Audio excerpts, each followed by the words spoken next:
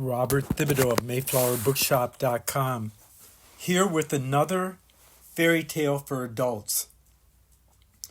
With little kids, you just read the fairy tale and you don't interpret it, and it creates a kind of a moral rather than immoral. It has a moral imagination that remedies non-virtue as you grow up. Later, we grow up when we're young, and then we grow down when we're older.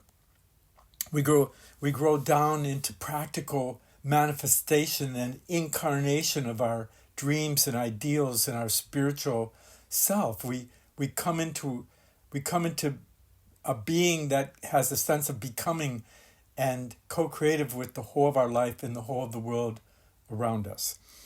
I gained these insights from Mayflower Bookshop and the many books of esoteric, metaphysical, spiritual value there. And if you don't quite know what to do, I advise taking a look at some of those books and investigating for yourself the spiritual teachings and wisdom that are wrapped in yoga and meditation, Buddhism, Zen, Hinduism, Zoroastrianism, Theosophy, Neo-Hermetics, Neo-Platonic, Plato, Aristotle, Hermetics, Kabbalah, the Zohar, Rudolf Steiner's Anthroposophy, Blavatsky's Theosophy, Manly Haw, and so many other things, Osho. We need to find the gold that is in our experience, and it saves us a lot of time to distill the experience of others through these metaphysical spiritual books and teachings. So today I want to share with you Rapunzel, the fairy tale. I published separately Rumpelstiltskin and the fairy tale of never getting enough gold and finding the true gold within our own hearts, breath and mind, and friendships. But today, let's go into Rapunzel, and I'll give you my 2 cents worth, if not 7, as we go along. And Rapunzel is also a word for rampion or bluebells or certain vegetables, perhaps arugula. Rapunzel is a name for something that's edible that gives us a sense of beauty and strength and insight. There were once a man and a woman who had long and vain wished for a child. Our polarities search for reconciliation and the uniting of opposites, spirit and matter, inner and outer, me and you. So I'm going to interpret as we go. You might want to read Rapunzel first and then listen to this. There were once a man and a woman who had long and vain wished for a child.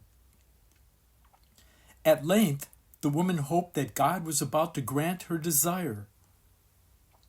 These people had a little window at the back of their house, from which, maybe it's the back of your head, back of their house from which a splendid garden could be seen, which was full of the most beautiful flowers and herbs. It was, however, surrounded by a high wall, and no one, who do we know keeps building walls everywhere? Okay, forget that. It was, however, surrounded by a high wall, and no one dared to go into it because it belonged to an enchantress who had great power and was dreaded by all the world. One day the woman was standing by this window and looking down into the garden when she saw a bed which was planted with the most beautiful rampion, Rapunzel, the bluebell with the greens that are edible, something that would help you grow. I think it's interesting. Our dualities trying to create the future, which the child represents a possibility of a future. And she's looking out the tall window at the top of, behind her head, right behind her. She's looking through the tall window at a beautiful garden. She's looking down at a garden. And then she's looking down at the bed, they say. And looking down in the garden when she saw a bed, which was planted with the most beautiful Rapunzel or rampion. Flowering green, really.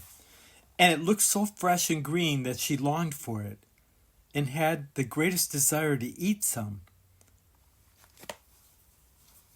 We see something beautiful and we want to take it in, right? And we often over-concretize and materialize what was meant to be spiritual relationship. This desire increased every day, and as she knew that she could not get any of it, she quite pined away and began to look pale and miserable. Then her husband was alarmed and asked, "What ails you, dear wife?" "Ah," she replied, "if I can't eat some of the rampion, Rapunzel, which is in the garden behind our house, I shall die." Again, this is possibly our fear of death and or our search for immortality or lasting value, virtue, and happiness. Again, on with the story. The man who loved her thought, "Sooner than let your wife die, bring her some of the rampion yourself. Let it cost what it will." At twilight, he clambered down over the wall into the garden of the enchantress, hastily clutched a handful of rampion and took it to his wife. She at once made herself a salad of it and ate it greedily. It tasted so good to her, so very good, that the next day she longed for it 3 times as much as before. If he was to have any rest, her husband must once more descend into the garden. In the gloom of evening, therefore, he let himself down again. He let himself down again. We've all let ourselves down again, here and there, fighting with our double self, right? Our shadow and our light, our higher and lower, our rational and our animalistic appetite. On with the movie. In the gloom of evening, therefore, he let himself down again. But when he had clambered down the wall, he was terribly afraid, for he saw the enchantress standing before him. "How can you dare," said she with angry look, "descend into my garden and steal my rampion like a thief? You shall suffer for it." "Ah," answered he, "let mercy take the place of justice. I only made up my mind to do it out of necessity. My wife saw your rampion, Rapunzel, from the window and felt such a longing for it that she would have died if she had not got some to eat." Then the enchantress allowed her anger to be softened and said to him, "If the case be as you say, I will allow you to take away with you as much rampion as you will. Only I make one condition. You must give me the child which your wife will bring into the world. It shall be well treated, and I will care for it like a mother." The man in his terror consented to everything. And when the woman was brought to bed, the enchantress appeared at once, gave the child the name Rapunzel, and took it away from her. Okay. So it's peculiar Grimm's fairy tale wording. The man in his terror consented to everything. How often have we consented to everything if we could only get something? And when the woman, the feminine receptive anima, was brought to bed, that's a metaphor, I guess, for having the baby. The enchantress appeared at once, gave the child the name Rapunzel, and took it away from her. Rapunzel grew into the most beautiful child under the sun. When she was 12 years old, the enchantress shut her into a tower which lay in a forest, and had neither stairs nor door, but quite at the top was a little window. When the enchantress wanted to go in, she placed herself beneath it and cried, "Rapunzel, Rapunzel, let down your hair to me." Some people say, "Let down your golden hair." So this is a peculiar quickening of the story here that I want to comment on. We give ourselves over. We have a duality. We're missing something in our life. And so we give ourselves everything. We give everything. We want everything. And we materialize something very spiritual that should happen, I think. And we're bewitched. We're enchanted. And we're put under a spell of the material world. That this is it. And the shadow of the true spiritual light becomes the darkness of the world and the troubles and tribulations and the trials and errors and the painful, all the sufferings that are the fragmented self acting out of separateness. All the sufferings are this labor pain of this higher birth of reuniting with wholeness, with spiritual embrace. So these are metaphors, and it's moving very quickly like Grimm's fairy tales can. And these are, I think, in the past I've given many, many talks on fairy tales and myths as processes of individuation and initiation. And certainly here we find this giving over to the witch or the bewitched under the spell of the wrong alphabet, not the word or the language of the gods or the solar logos, of the Christos of the Greeks or the Christ of the Christians or the Tipperath of the Kabbalah of uniting heaven and earth. But we're given over to the fragmented words that are broken pieces of once a holy grail that nourished all of us. A communion of the saints and sages of all ages. We've lost that. We're trying to find that individuality that's co-creative with the wholeness, and the wholeness that blesses the individuality, and that there's peace in the world. That peace comes from this co-creative, cooperating reconciliation of opposites in this dance and hermetic marriage that can take place between people, but often is the inner and outer, higher and lower self. So here we are.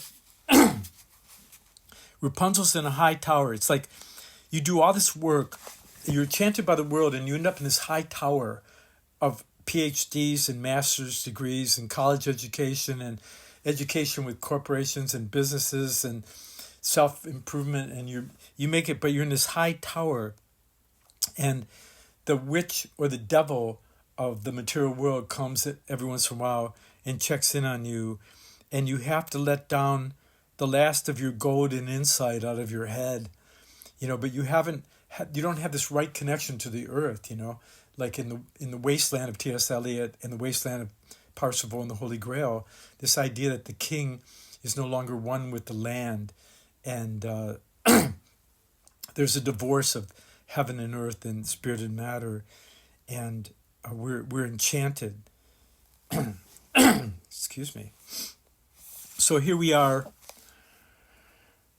shut in a tower which lays in this wilderness forest, and there's neither stairs nor door, there's no kundalini connection, there's no heart.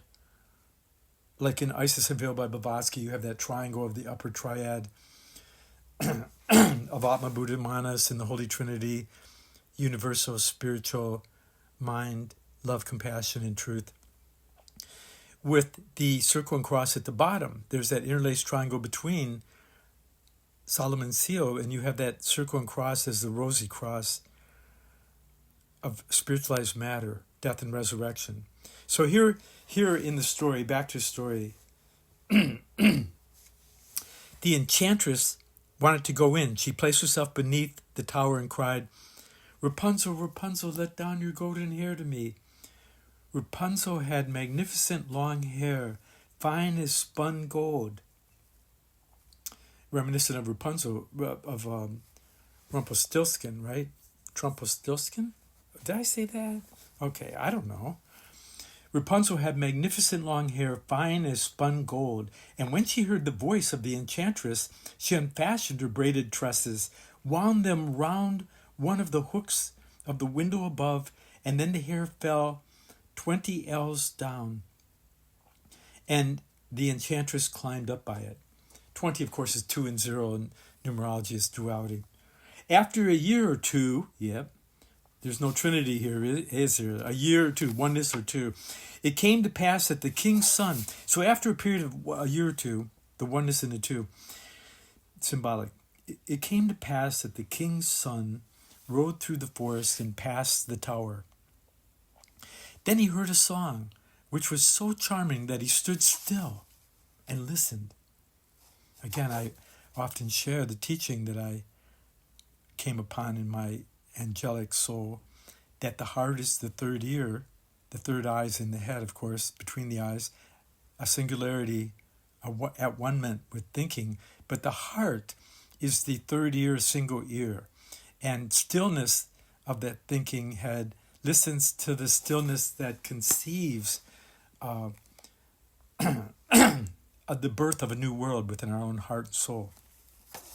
And you can look at my other many talks on YouTube or elsewhere that I speak of this in light of anthroposophy and theosophy and Buddhism and Hermetics and Neoplatonism. So then this son of the king, he hears a song so charming that he stood still. He has an uprightness that's still, right? And listened. This was Rapunzel, who in her solitude passed her time in letting her sweet voice resound. The king's son wanted to climb up to her and look for the door of the tower, but none was to be found. He rode home. But the singing had so deeply touched his heart that every day he went out into the forest and listened to it. Once when he was thus standing behind a tree. So anyway, I want to comment. If you've ever had anybody that wakes up in the morning and sings, little kids do it a lot, and so do spiritual beings that are in the state of becoming on this planet. You can lose your song, though, and forget to sing. Whether we're singing the blues, to arise like a rose above the thorn, or whether we're singing to dispel the trouble or to invoke the joy, to share the joy is really a nice thing to sing about. Anyway, so the prince rode home, but it touched his heart, this singing. And every day he went out into the forest and listened to it. Once, when he was thus standing behind a tree, he saw that an enchantress came there, and he heard how she cried, "Rapunzel, Rapunzel, let down your golden hair." Then Rapunzel let down the braids of her hair, and the enchantress climbed up to her. "If that is the ladder by which one mounts, I too will try my fortune," said the prince.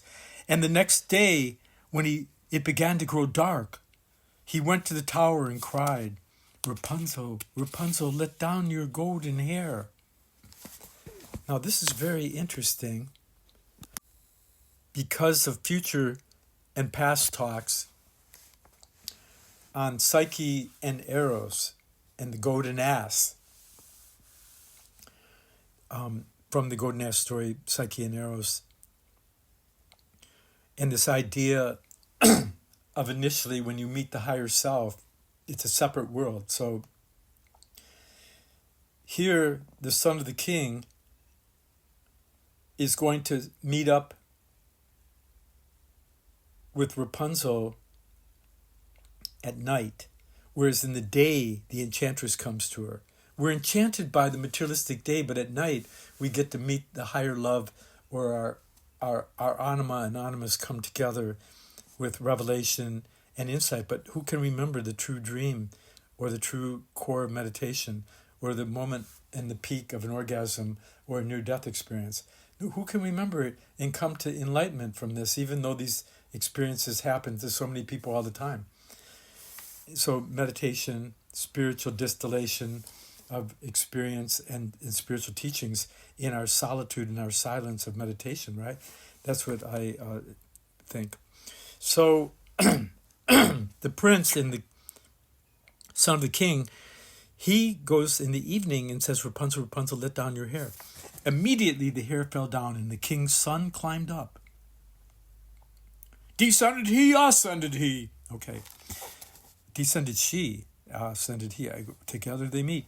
At first Rapunzel was terribly frightened when a man, such as her eyes had never yet beheld, came to her, the higher self. But the king's son began to talk to her quite like a friend, and told her that his heart had been so stirred that it had let him have no rest, and he had been forced to see her. When Rapunzel lost her fear, and when he asked her if she would take him for her husband, and she saw that he was young and handsome, she thought,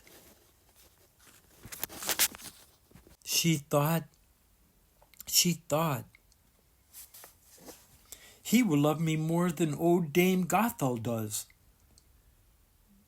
Now this is interesting because a lot of us are in love with our trouble.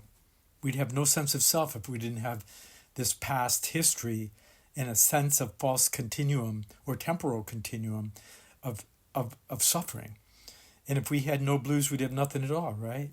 So here, Rapunzel loses her fear when he asked for her hand in marriage, and she saw that he was young and handsome. She thought, he will love me more than old Dame Gothel does. And she said yes, and laid her hand in his. She said, I will willingly go away with you, but I do not know how to get down. Bring with you a skein of silk every time that you come, and I will weave a ladder with it. And when that is ready, I will descend and you will take me on your horse. Now this is interesting too, and it's loaded with metaphysical symbolism or metaphor.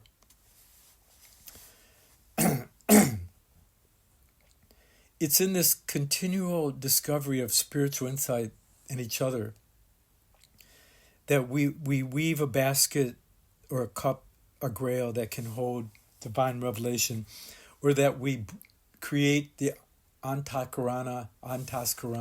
We create the rainbow bridge that connects through the rainbow, the heaven and earth, the dark and light, the insight and the practical application. But there's the thing, I would descend and you would take me on your horse. I mean, that's a definite descent of the Holy Spirit, the divine feminine.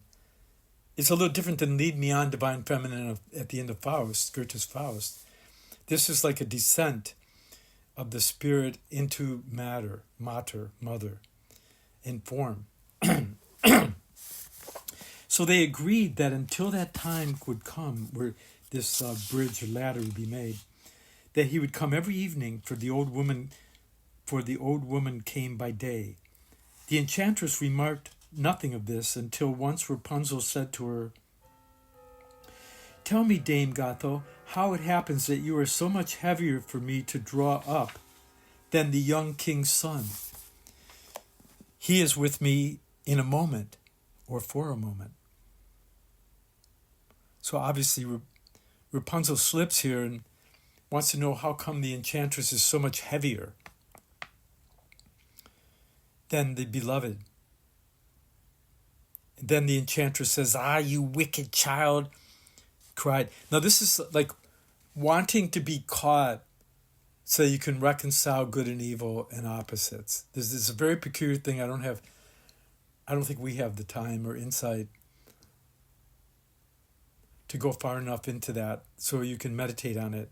Like why Rapunzel slips and tells the enchantress witchiness.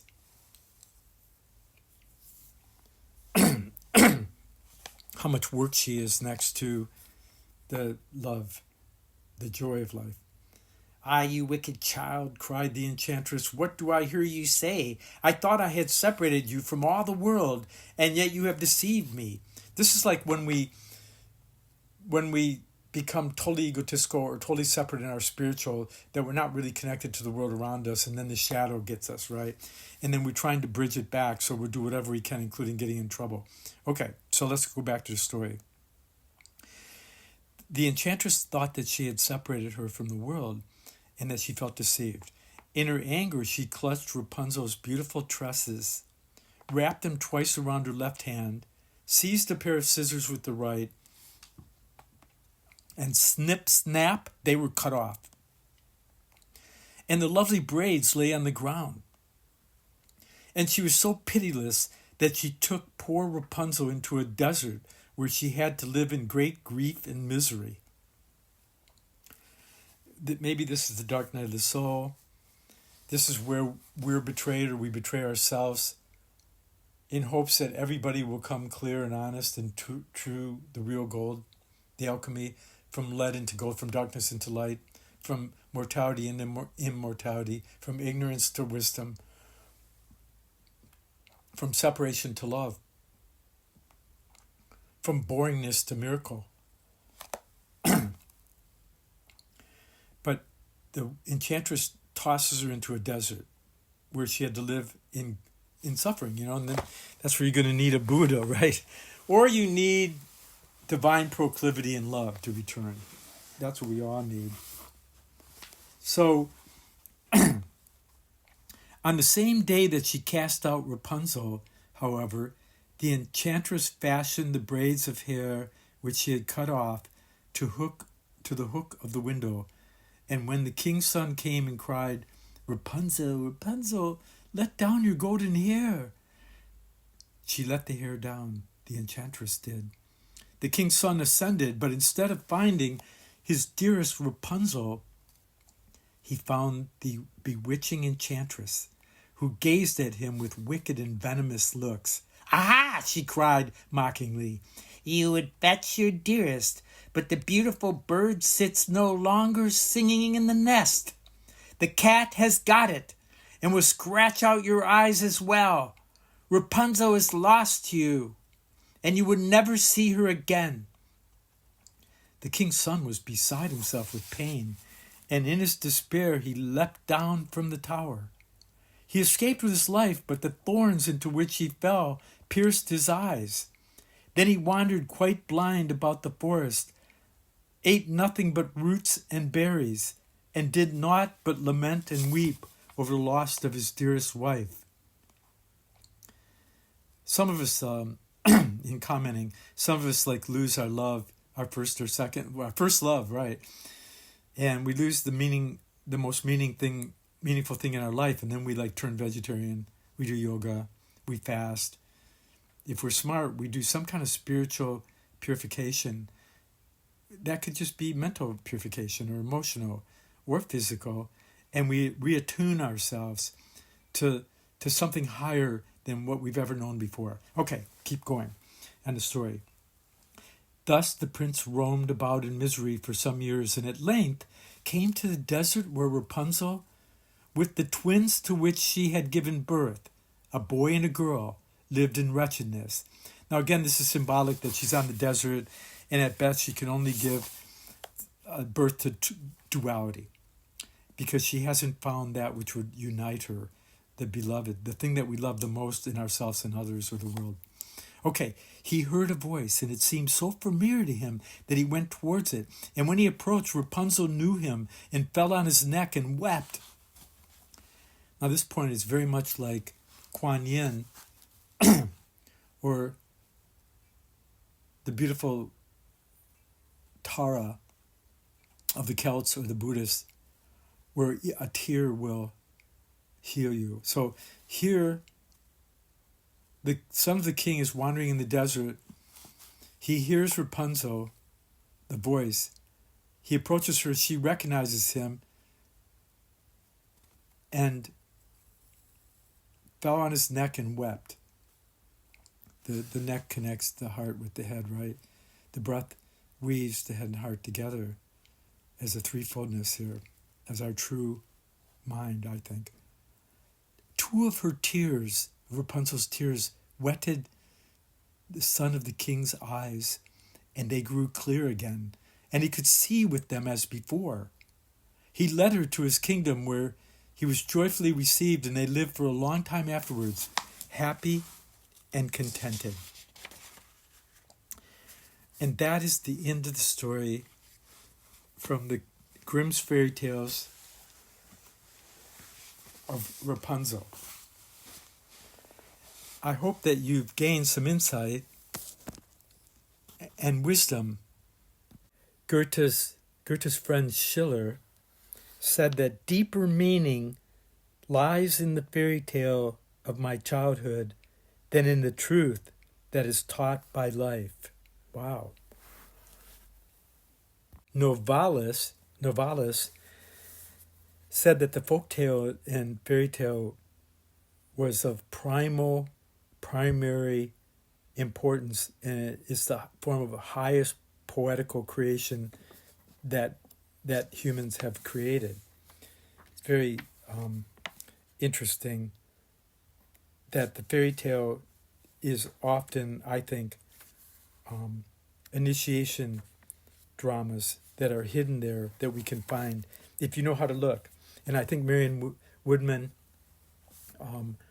uses fairy tales in her Jungian psychological work and process psychology, and Robert Bly, a lot of really important thinkers who use fairy tales because there's some kind of eternal truths that are revealed in these myths and tales that reveal the truth of religion being a way back into insight and a way forward with love. That eternity's secrets are revealed in the passing time.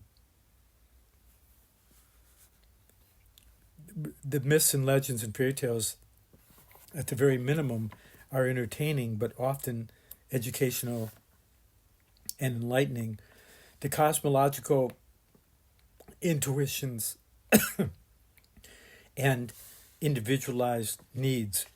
It's a really romantic adventure at its highest.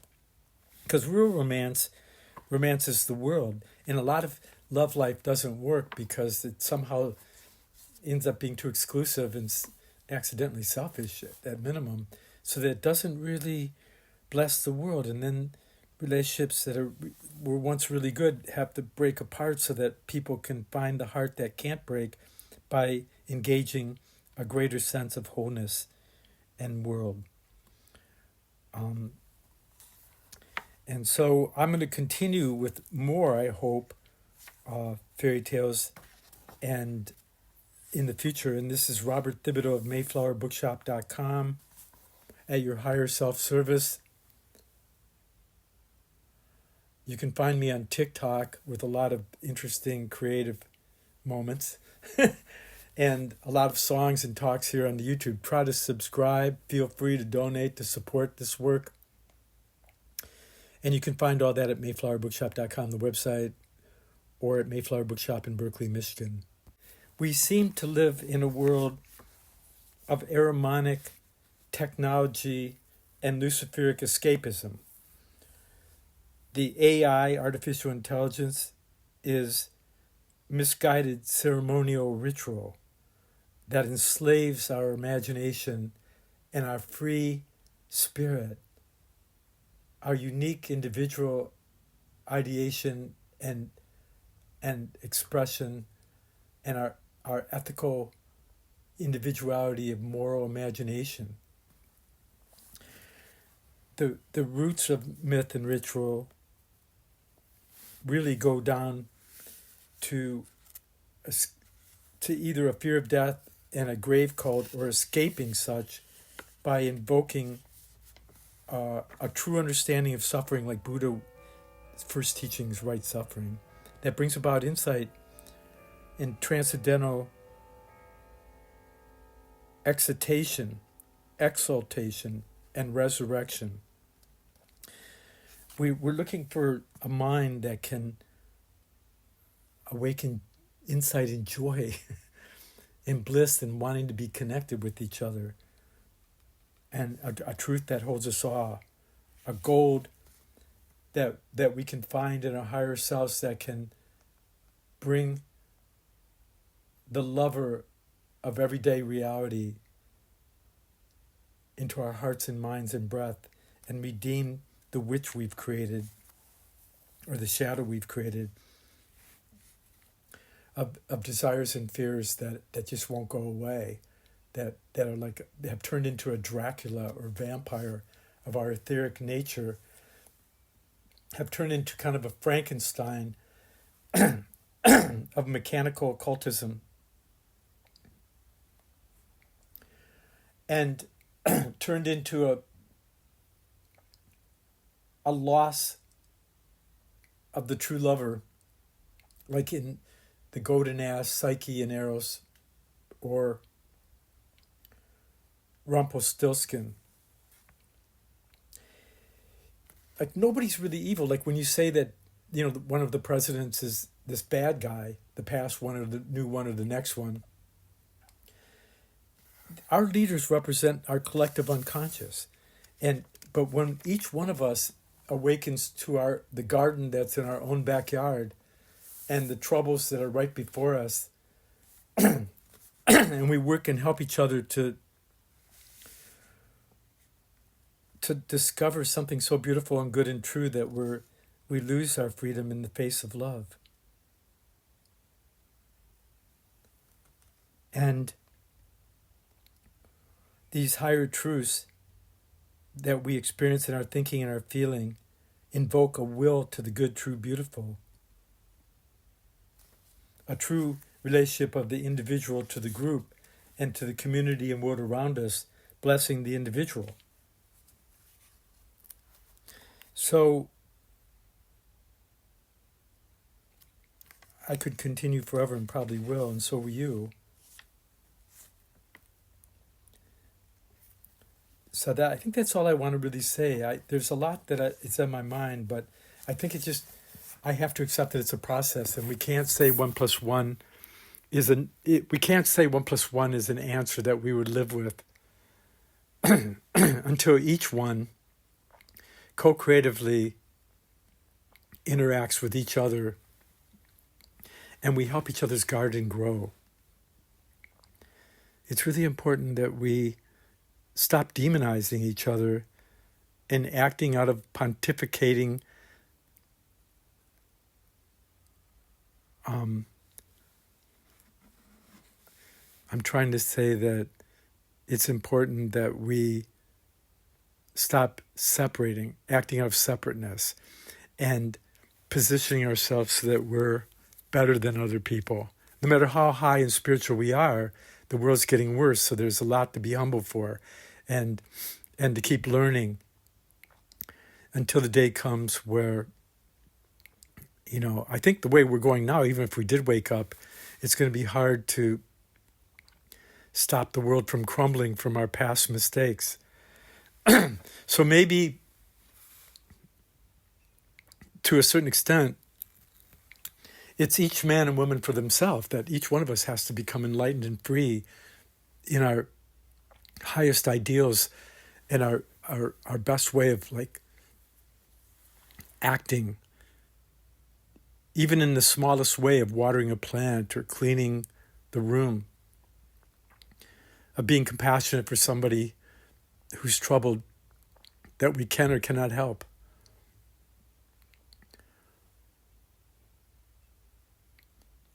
In the little things we do, they matter.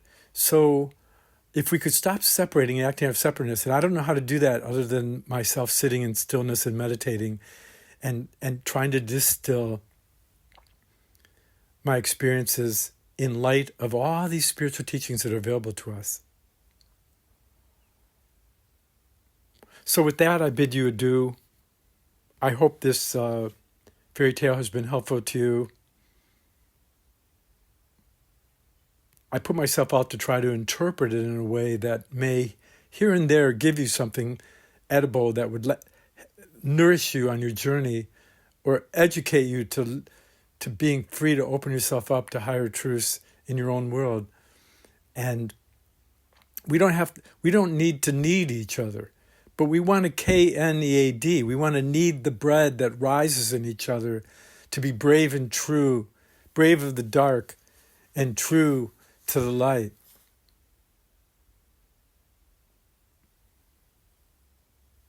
Again, please think of subscribing, telling your friends, sharing, and daring to live this spiritual life, to keep a journal of all the deep spiritual things you hear or think up or come up with or read. And do your own best at gardening the world you live in where you are. So bless your heart and soul and spirit, and I'll see you again down the road, mayflowerbookshop.com. I'll see you down the road.